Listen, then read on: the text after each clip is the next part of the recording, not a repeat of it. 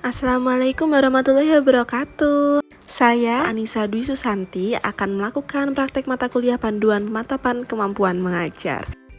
Simak videonya bersama-sama yuk, dimulai dari pembelajaran kelas tinggi. Assalamualaikum warahmatullahi wabarakatuh. Baik anak-anak, bagaimana kabarnya hari ini? Sehat semua? Alhamdulillah kalau semuanya sehat. Apakah hari ini ada yang tidak masuk? Alhamdulillah semuanya masuk ya.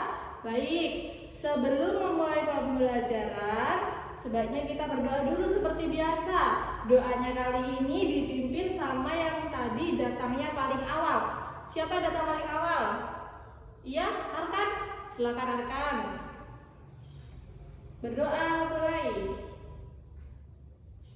Baik, setelah berdoa, supaya pagi ini kita lebih semangat, mari kita menyerukan yel-yel kita, yaitu yel-yel semangat pagi.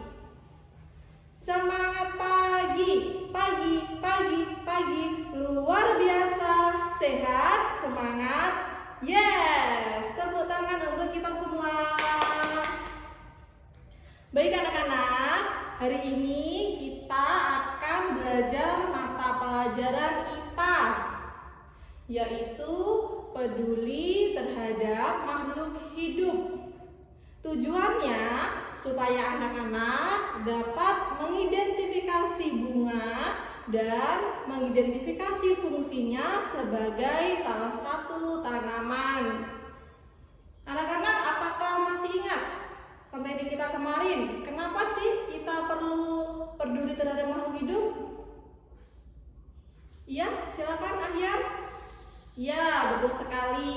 Karena dengan memperdulikan makhluk hidup atau menjaga kelestariannya, pada akhirnya itu akan membuat keseimbangan lingkungan kita menjadi stabil. Dan jika salah satu yang kelestariannya terganggu, maka akan mengganggu keseimbangan lingkungan. Baik anak-anak, apakah anak-anak masih ingat yang kita pelajari kemarin tentang bagian-bagian tumbuhan? Baik, kalau begitu kita ingat kembali ya. Nah, ini Ibu Guru sekarang membawa gambar struktur tumbuhan. Dalam struktur tumbuhan, dari bawah terdapat yang namanya akar. Naik lagi ke atas ada yang namanya batang. Lalu terdapat pula bunga. Ada juga buah. Lalu di dalam buah ada apa? Ya, ada biji. Lalu terdapat pula bagian daun. Sekarang ini yang akan kita pelajari yaitu bagian tumbuhan, bagian bunga.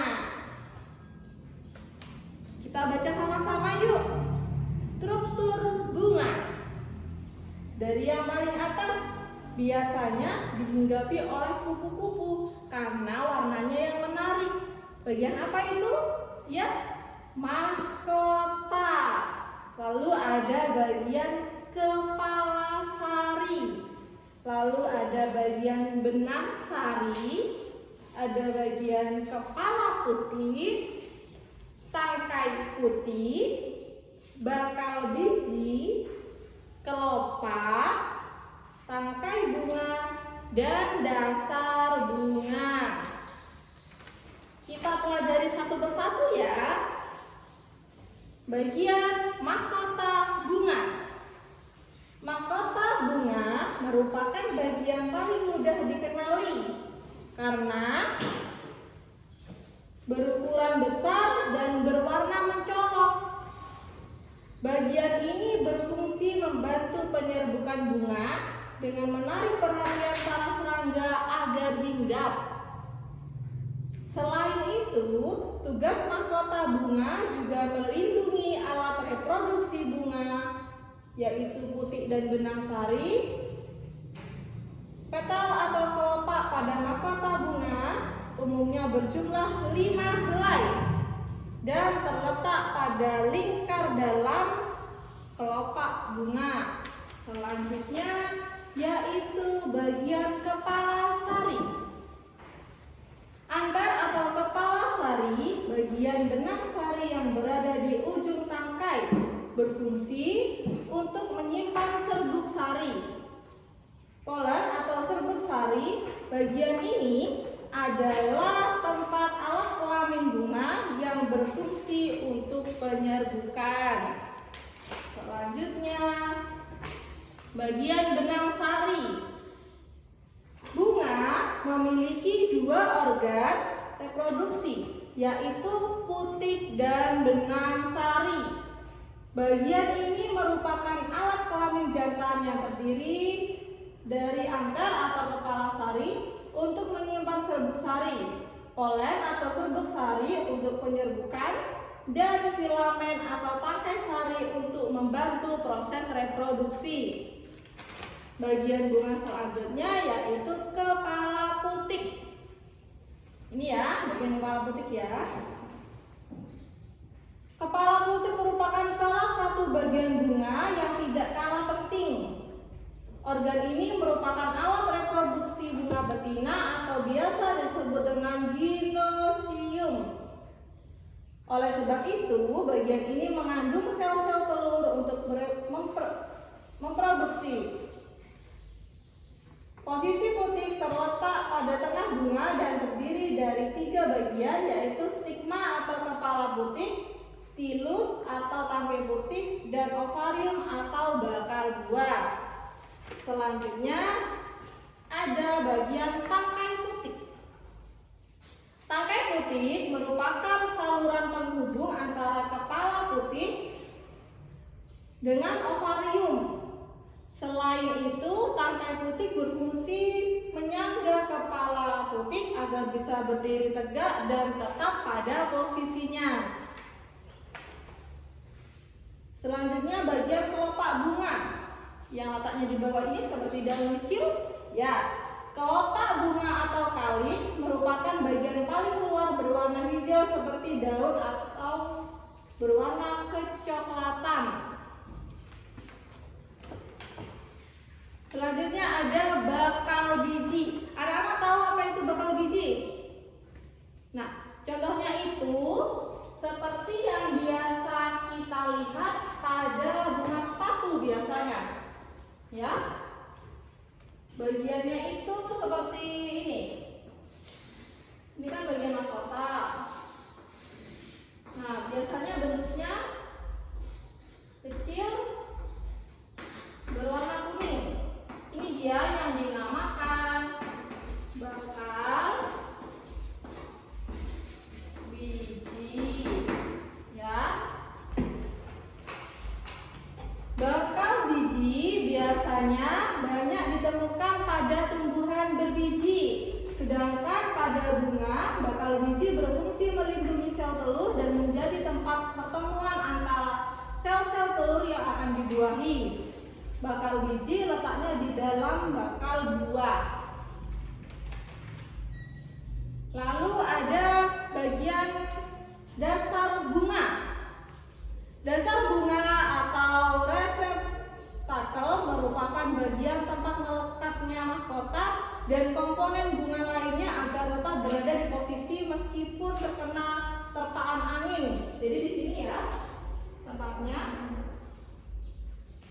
Lalu yang terakhir ada bagian tangkai bunga. Pasti anak-anak tahu kan tangkai bunga? Tangkai bunga itu yang ini.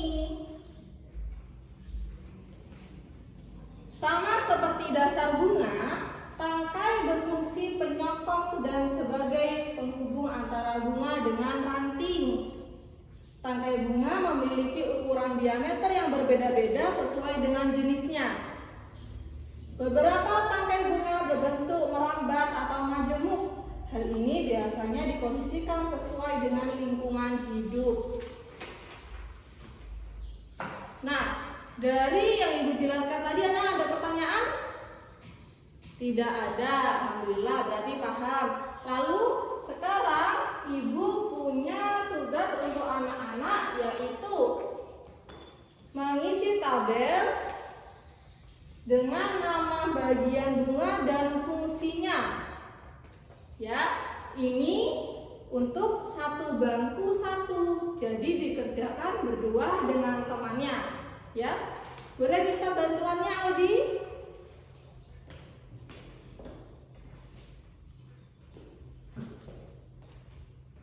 Bagaimana anak-anak? Tugasnya sudah bisa dikumpulkan? Bisa.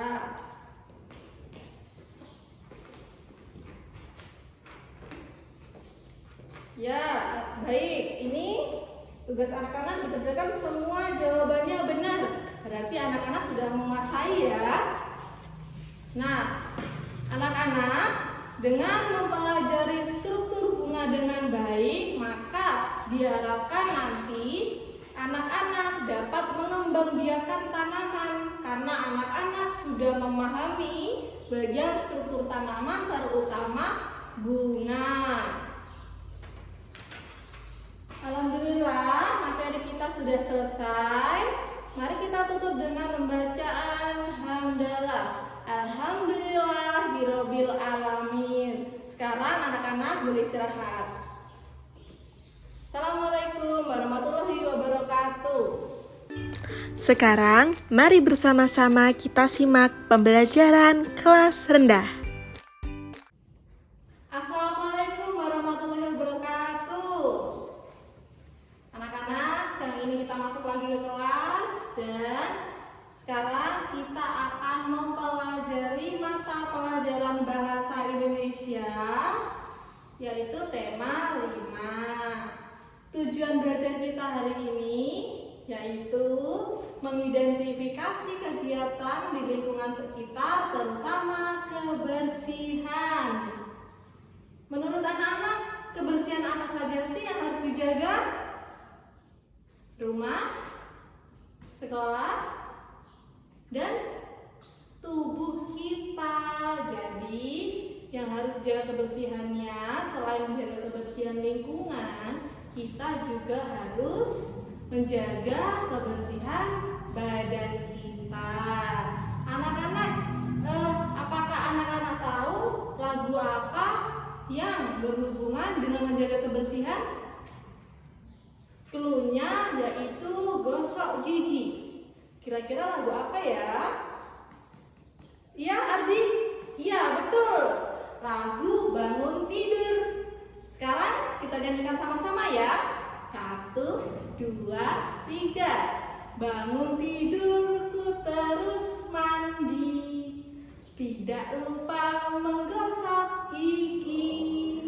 Habis mandi ku tolong ibu membersihkan tempat tidurku. Tepuk tangan untuk kalian semua.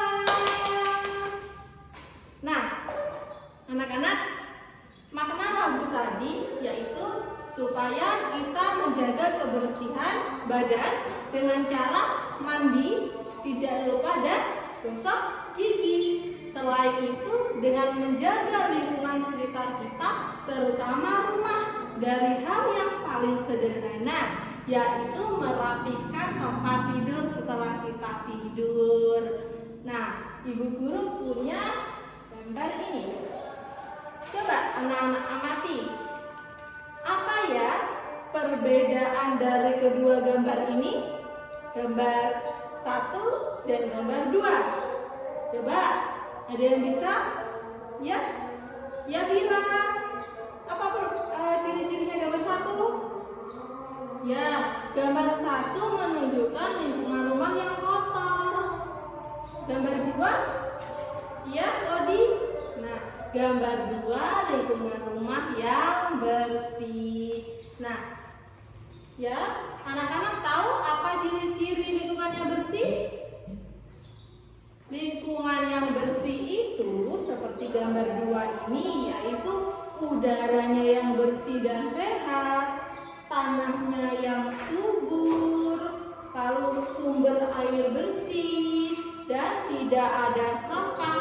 Selain itu juga tumbuhan, ada banyak pohon rindang, bunga tumbuh subur sampai dihinggapi oleh kupu-kupu.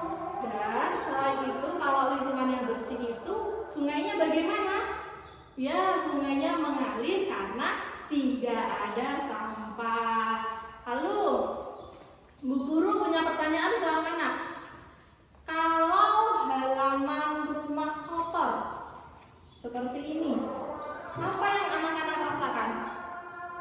tidak nyaman, ya, merasa terganggu pernafasannya karena bau, banyak sampah, dan juga tidak sedap dilihat, ya.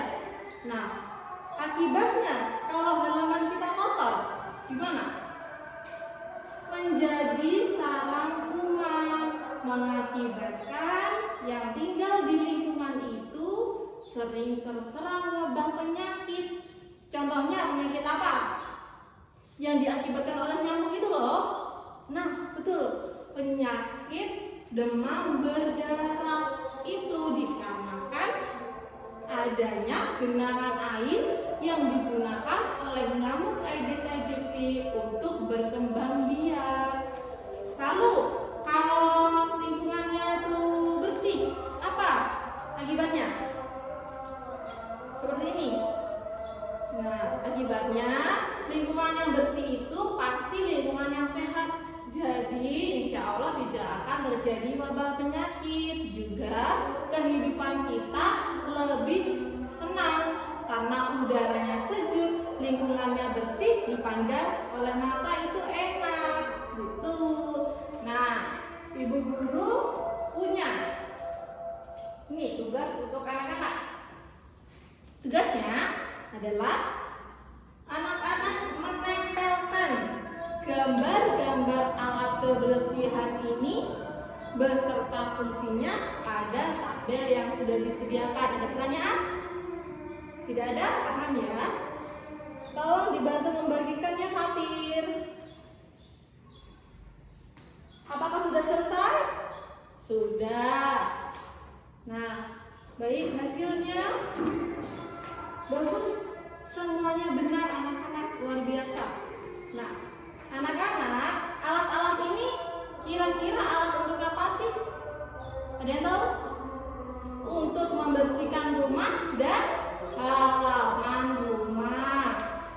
Ada namanya sapu ijuk untuk membersihkan lantai.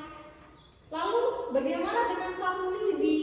Sapu lidi untuk membersihkan halaman, menyapu sampah kecil dan daun-daun kering. Lalu ada alat pel untuk mengepel lantai supaya setelah disapu jadi lebih bersih, ya. Ada namanya pengki, ya. Itu untuk mengumpulkan sampah sebelum dimasukkan ke dalam tempat sampah. Yang terakhir yaitu ada tempat sampah. Gunanya apa?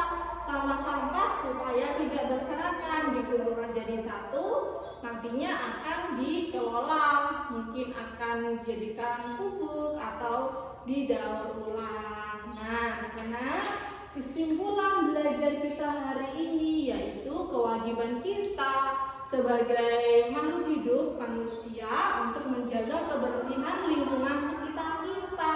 Lingkungan yang bersih menjadikan kita semua sehat dan bahagia. Karena ingat kata pepatah, bersih pangkat sehat. Bagaimana anak-anak? Paham apa tidak?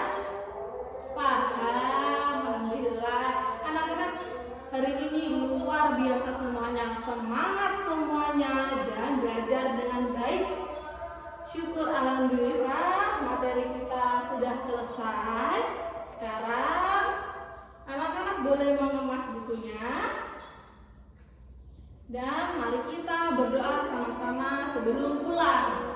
Berdoa mulai. Amin. Berdoa selesai. Materi ibu tutup. Assalamualaikum warahmatullahi wabarakatuh.